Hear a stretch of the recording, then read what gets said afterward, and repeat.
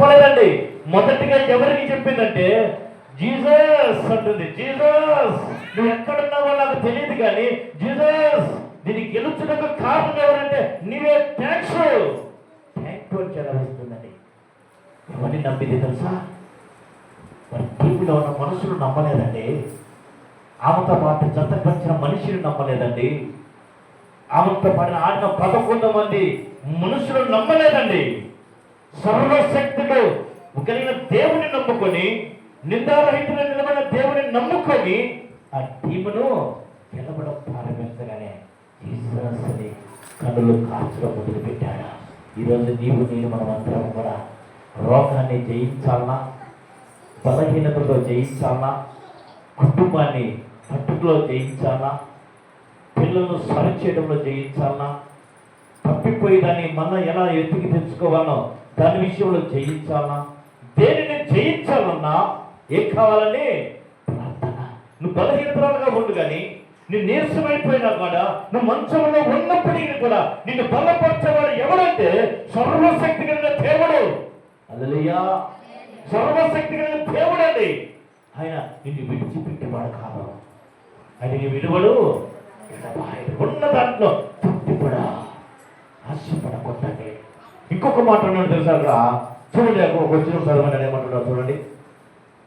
3వ వచనంలో ఆ దేవుడు నిబంధన చెప్పిన తర్వాత ఒక్కొక్కటిగా దేవుడు మాట్లాడుతున్నాడండి. ఈరోజు ఒక్కొక్కరి నుంచి మాట్లాడుతున్నాడండి. నీ రోగ విషయంలో, నీ వ్యాధి విషయంలో, నీ బలహీనత విషయంలో, నీ సమస్తమైన విధానంలో కోల్పోయి ఉంటే ఈరోజు ప్రభునితో మాట్లాడుతున్నాడు. నువ్వు ఎలా ఉండాలంటే వాక్యాన్ని అనుసరించినట్టు వాడగా. వాక్యాన్ని విన్న వ్యక్తి ఏమైపోయాడుసా? నీతిమంతుడైపోయాడు. అబ్రహాము వాక్యాన్ని నమ్మిండు, వాక్య ధరని ఏమైపోయాడు? నీతిమంతుడైపోయాడు. నోవా దేవుడి మాటలు విని నోవేమైపోయాడు? శాంతివంతుడుగా ఉన్నాడు. మోషే దేవుడు పిలవగానే మోషే దేవుడి మాట విన్నాడు, దేవునికి విధేయతగా కలిగి ఉన్నాడు. హల్లెలూయా. కనుక ఒక మాట చూడండి, అక్కడ ఆ నిబంధన అయిపోయిన తర్వాత 3వ వచనంలో ఏమంటాడో చూడండి. ఎస్, అబ్రాము సాగిలపడి ఉండగా దేవుడు అతనితో మాట్లాడి, ఇదిగో నేను నియమించిన నా నిబంధన నీతో చేసి ఉన్నాను. చూడండి ఏమంటున్నాడంటే, అబ్రహాము సాగిలపడడం ప్రారంభించాడండి. నిబంధన విషయంలో దేవుడు మాట్లాడితే అబ్రహాము ఏంటంటే సాగిలపడినగా దేవుడు అతనితో మాట్లాడి, ఇదిగో నేను నియమించిన నా నిబంధన ఏమిటని నీతో చేసి ఉన్నాను అంటున్నాడు. ఎవరితో చేసినాడంటే అబ్రహాముతో చేసి ఉన్నాడండి.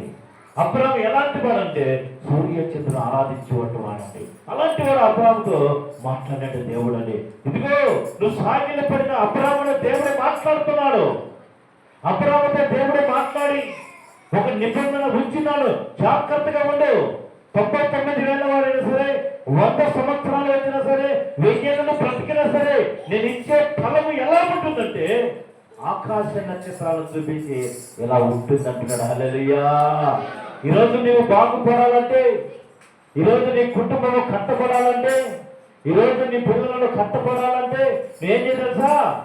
ఓపికతో పరిగెత్త ప్రారంభించాలి. ఏమైనా ఆమె ఓపిక ఉంది కాబట్టి దాన్ని ఆ టీమును గెలపడం ప్రారంభించిందండి. ఈరోజు అనేక మంది ఆమె ద్వారా అనేక మంది కూడా ఎస్ ఆమె చూడండి జీసస్ కనబడిస్తుంది. జీసస్ శక్తి కలిగిన వాడేమో, బలము కలిగిన వాడని అడ్డులు కూడా అంటున్నాడండి. ఈరోజు నీ మధ్యలో ఎవరో వచ్చి నిన్ను పిలుచుకొని పోతే వారప్పటి పరిగెత్తున్నావు కానీ ఈరోజు నా తండ్రి స్థలానికి వెళ్ళాలి, ఈరోజు నా తండ్రి ఉన్న స్థలంలో కూర్చోవాలి, ఈరోజు నా తండ్రి యొక్క ప్రదేశంలో ఆ వ్యక్తులనే ఉండాలి, ఈరోజు నా తండ్రి ఆ స్థలానికి రాబోతున్నాడు, ఆయన వస్తాడు, ఆయన దగ్గరనే కనపడాలని నువ్వు అనుకోవడం లేదు. కానీ సాతాను మాటలకు లోబడి, సాతాను క్రియలకు లోబడి, సాతాను మోసపడిన మాటలకి ఒక్క దినము పూర్తి కోసము నువ్వేం చేస్తున్నావు? తప్పిపోతున్నావు. నా ప్రేమిటి వల్ల అబ్రహాము దేవుడు వాక్యంలో దర్శించినట్టుగా ఈరోజు నిన్ను నన్ను దర్శిస్తున్నాడు. చూడు నీకు ఒక మాట అంటున్నాడు, మనం జ్ఞాపకం చేసుకుందాం. చూడు నీకు ఏమంటున్నాడంటే,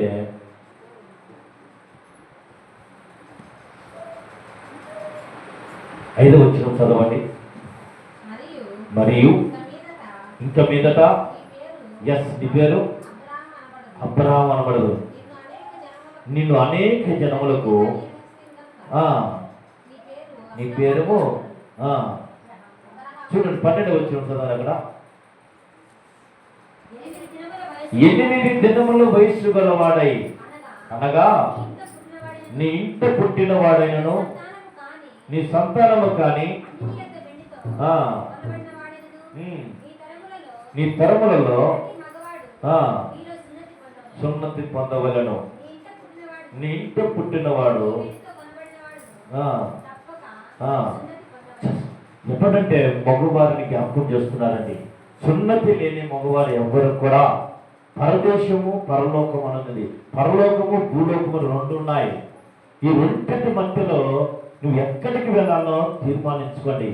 సున్నతి లేకుండా దేవుడే భూమి మీదకి వచ్చినాక సున్నతి చేయబడినాడు. దేవుడే భూమి మీదకి వచ్చినాక నీటిలో బాప్తిస్మం తీసుకున్నాడు. తీసుకోలేదండి? యోనా దగ్గర నీటిలో మునిగాడు దేవుడు. ఈరోజు నువ్వు సున్నతి లేకుండా నువ్వు అది వయసు అంతా మునిగిపోయిన తర్వాత ఈ యవ్వన కాలంలోనే నువ్వు సున్నతి లేకుండా నీ వయసు మునిగిపోయిన తర్వాత వృద్ధాపులు వచ్చినాక ఇప్పుడు కావాలా దేవుడు అంటే ఎందుకయ్యప్పుడు నీకు దేవుడు?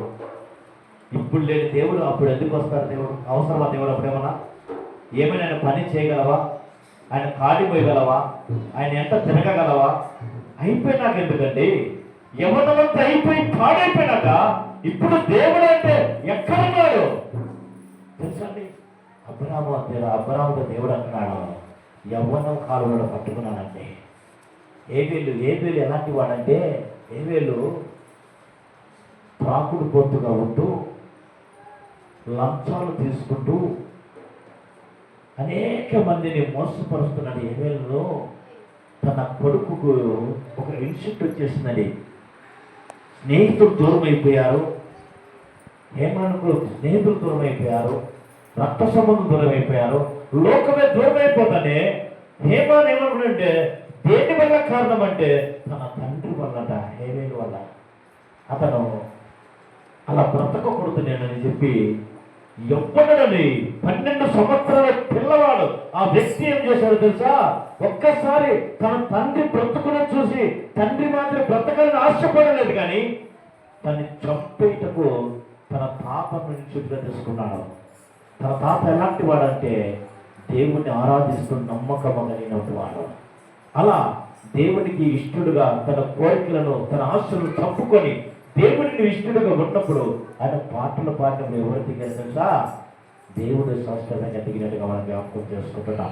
చూడండి, అబ్రహాముతో ఒక మాట అంటున్నాడు, ఈ భూమి మీద నీవు నేను దేవుడు ఒక్కసారి పిలుస్తాడు, ఆ పిలుపు లోపడితే దేవుడు ఈ కార్యాలను జరిగిస్తాడు. 99 ఏళ్ళ వాడు అయిపోయిన తర్వాత మరొక తెలుగు మాట్లాడుతున్నాడు. 21 వచ్చిన చదవండి ఇక్కడ. 21 వచ్చిన అయితే చూడండి ఎంత మాట చూడండి. అన్ని చెప్పుకుంటూ వచ్చాడు.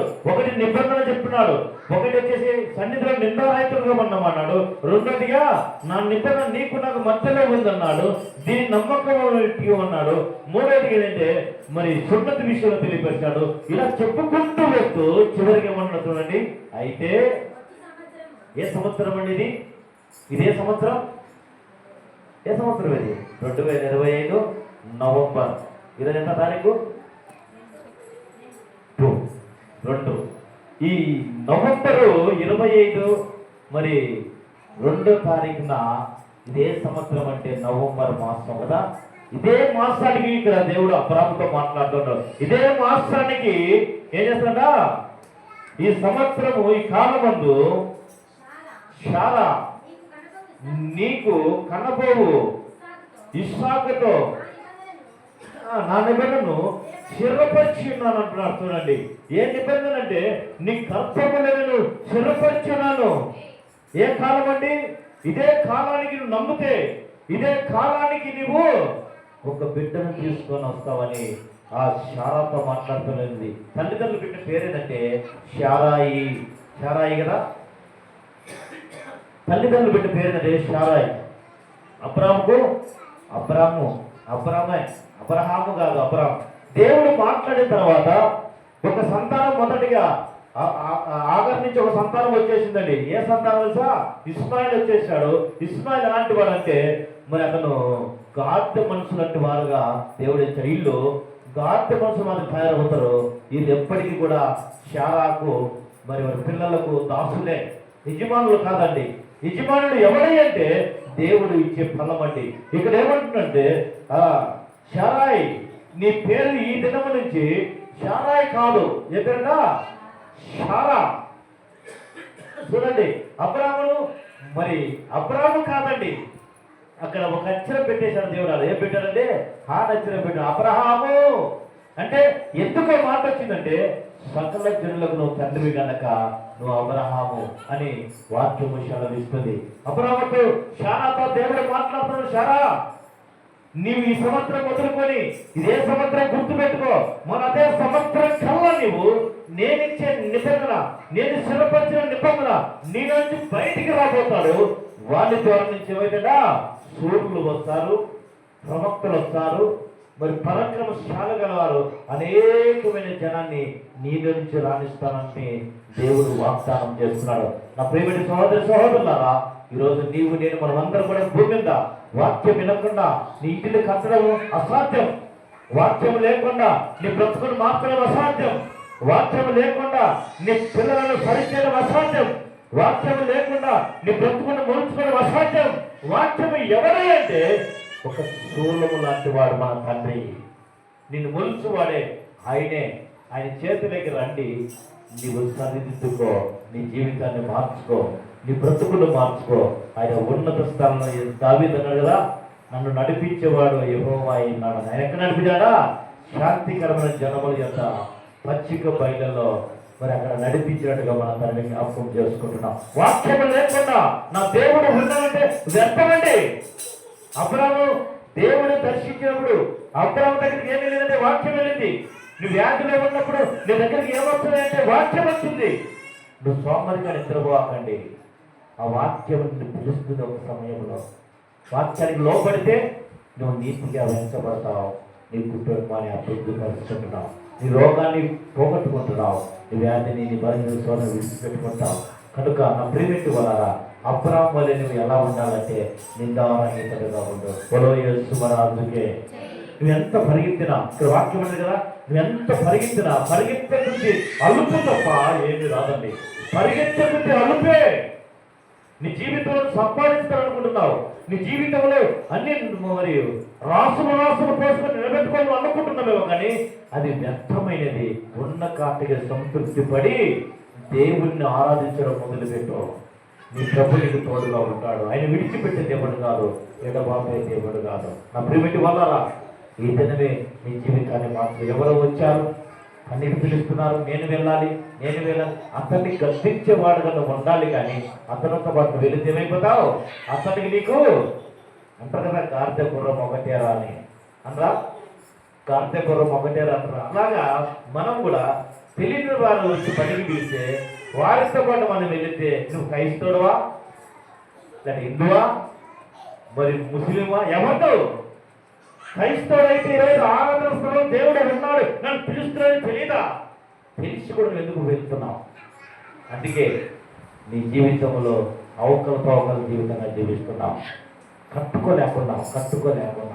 ఇంకా చీకటి జాగ్రత్తగా ఉండండి. ఇంకా భయంకర యాకోబు మోసగాడు అన్నాం కదా, యాకోబు మోసగాడే, నిజమే. యాకోబు మోసగాడైతే యాకోబుని ఎవరు ప్రేమించారండి? దేవుడు ప్రేమించలేదా? అక్కడ అన్నది ఒక మాట, యాకోబు దేవుడా, అబ్రహాము దేవుడా, ఇస్సాకు దేవుడా, నాకు తాలిన దేవుడా. ఎవరు దేవుడు అంటే యాకోబు దేవుడు అన్నాడు. యాకోబు ఎవరంటే మోసగాడే, కానీ మోసగాని మధ్యలో దేవుడు ఉన్నాడు. బులోయేసుమరాజుకే మోసగాడు ఏం చేస్తున్నాడంటే వేడవడం ప్రారంభిస్తున్నాడు. దేవుణ్ణి ఆ ఏడుపు ద్వారా మరి దేవుణ్ణి కట్టేస్తాడు. దేవుని కట్టడం మొదలుపెట్టాడు, దేవుని నిలబెట్టేశాడు, దేవుని పెనవేసుకుంటున్నాడు. దేవుని అంటే బలవతలను, శక్తిధరను, మరి ఆయన బలహీనతలను కాదండి. ఆయన ఏడుస్తున్నప్పటికీ కూడా ఆయన ఏడుపునే ఆయన ఆపేసింది యాకోబును. యాకోబు ఏడ్చి నన్ను వద్దులో నేను వెళ్ళిపోతాను దేవుడు అన్నా కూడా, నన్ను ఇడిపించి నేను వెళ్ళిపోతాను దేవుడు అన్నా కూడా యాకోబు ఏడవడం ప్రారంభించాడు. ఆ ఏడుపుతో యాకోబు దగ్గర ఎవరున్నారు? దేవుడు ఉన్నాడు. నువ్వు దుఃఖపడుతున్నావు, ఈ దినం నువ్వు ఓదార్చబడతావు. నీవు